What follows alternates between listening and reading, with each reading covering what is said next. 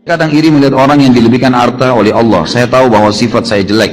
Tolong nasihati saya Ustaz, agar tidak kufur nikmat dan berburuk sangka kepada Allah. Lihatlah selalu orang yang di bawah kita. Kalau misal ada orang, kita lagi diberikan oleh Allah motor ini misalnya tahun 2012 lah misal motor itu. Jangan lihat orang motornya yang lebih mewah. Lihat orang yang lebih susah, teman-teman sekalian. Lihat orang yang lebih susah. Saya kemarin di Makassar, subhanallah, masuk ke satu tempat orang cacat.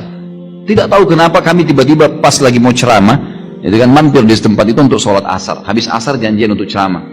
Pas masuk di sana, sholat duhur baru kemudian saya ceramah habis duhur. Pas masuk di situ ternyata itu lembaga pemerintah resmi untuk mengurus orang-orang cacat. Kami masuk di masjidnya, dari imamnya sampai makmumnya semuanya cacat. Subhanallah. Kayak Allah lagi peringatkan gitu. Kita turun, panitianya datang dengan mobil mewah, dijemput mobil mewah, lalu turun, subhanallah, sholat di situ. Begitu masuk di saf, saya sudah melihat kiri kanan, subhanallah, imamnya cacat, tubuhnya pendek, kemudian dia ada masalah di fisiknya. Orang di sebelah semua sholat ini orang cacat. Ada yang satu datang, subhanallah, masuk masjid sampai menggiling-gulingkan badannya untuk sholat gitu kan. Saya balik kiri kanan lalu saya mengatakan, subhanallah, coba lihat ikhwani, bagaimana Allah sampaikan kita di masjid ini untuk memberikan peringatan kepada kita. Lihat ada orang yang susah, tapi mereka tetap semangat, hidup, mereka bekerja. Lihat nih, kalau kita melihat selalu orang-orang yang lebih hebat fisiknya daripada kita, lebih gagah, lebih cantik, lebih kaya, kita tidak akan pernah bersyukur. Lihat orang-orang yang begitu. Coba antum lewat, alhamdulillah di Indonesia cukup banyak. Kita bisa lihat orang yang tiap hari pungut gelas-gelas air mineral, bajunya kotor gitu kan. Ada banyak, tangannya kotor, hidupnya susah. Sampai ada yang jalan setengah mati gitu. Saya hampir setiap hari, tidak pernah tidak teman-teman sekalian. Setiap saya keluar dari rumah saya di Condet menuju ke Kemang, menuju kemana-mana kalau lagi pengajian, pasti saya dapat, tidak pernah kurang dari 3-4 orang miskin itu sudah pasti. Pasti orang susah. Kemudian saya sempat mampir, lihat mereka, tanya kabarnya bagaimana.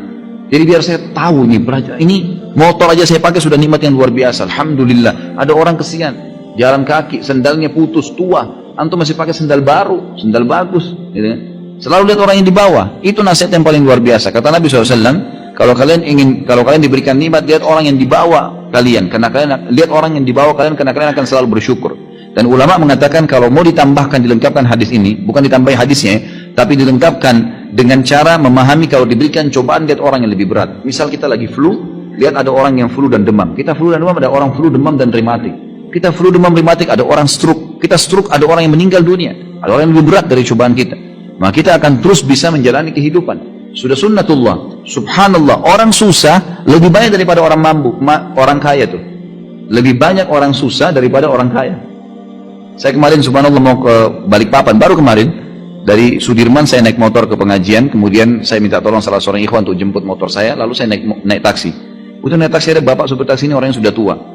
Mungkin ya kalau saya lihat umurnya sudah mendekati 70 tahun. Rambutnya putih semua, duduk ngobrol sama saya. Dari bahasanya beliau, saya tangkapnya kayaknya memang orangnya, dia bilang sudah takdir saya nih, Pak, saya selalu jadi supir dari dulu gitu. Dia tidak menyelesaikan sekolah gitu. Tapi alhamdulillah saya hidup. Alhamdulillah Pak. Saya dengar ceritanya teman-teman sekalian, kalau saya dari awal sampai ke bandara dengar ceritanya, subhanallah uang 1.000 rupiah itu bernilai sekali buat dia, gitu kan. Luar biasa itu.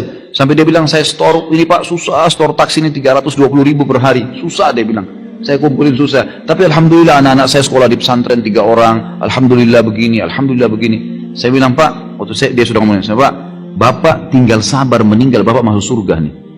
Ini sekarang cobaan Allah yang sedang datang Pak, itu adalah sesuatu nikmat yang besar kepada Bapak, karena dengan cara seperti ini Bapak dalam ketaatan Allah. Mungkin kalau Bapak diberikan lebih daripada ini, ya, mungkin Bapak lebih susah. Ya. Nanti akhirnya susah, lupa dengan Allah. Sekarang Bapak masih mau mampir sholat, Bapak masih mau mengingat kelebihan-kelebihan yang Allah berikan. Ya. Maka itu sebuah nikmat, syukurilah. Saya melihat subhanallah, Allah kayak melihatkan lagi saya. Nih lihat nih, ingat Khalid, ini ada orang lebih susah. Saya bersyukur terus sepanjang jalan, alhamdulillah Allah masih kasih saya bisa jalan, bisa normal, saya masih bisa punya pendapatan, masih bisa biaya keluarga, istri, anak saya, alhamdulillah, dengan berusaha dari rezeki halal.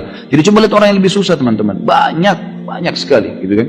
Kita kalau masuk di gang-gang di Indonesia ini, saya berapa kali masuk di kampung Melayu, di beberapa gang jalan, waktu itu ada mau azan, saya antar istri saya ke Hermina di rumah sakit waktu itu.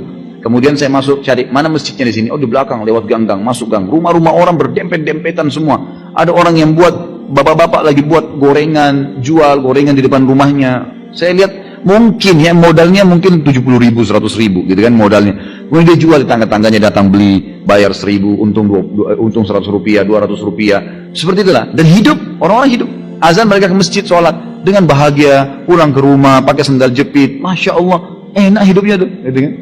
Dan ingat teman-teman sekalian, kata Nabi SAW, bukan saya larang antum menjadi orang kaya, kalau Allah bukakan, Alhamdulillah, apalagi kalau bisa diikuti dengan ilmu. Tapi kata Nabi SAW, mayoritas penghuni surga adalah orang-orang miskin, memang orang susah. Jadi kalau antum lagi dicoba dengan Allah Subhanahu Wa Taala, maka nikmatin cobaan itu, karena itu sebenarnya sesuatu yang terbaik buat kita.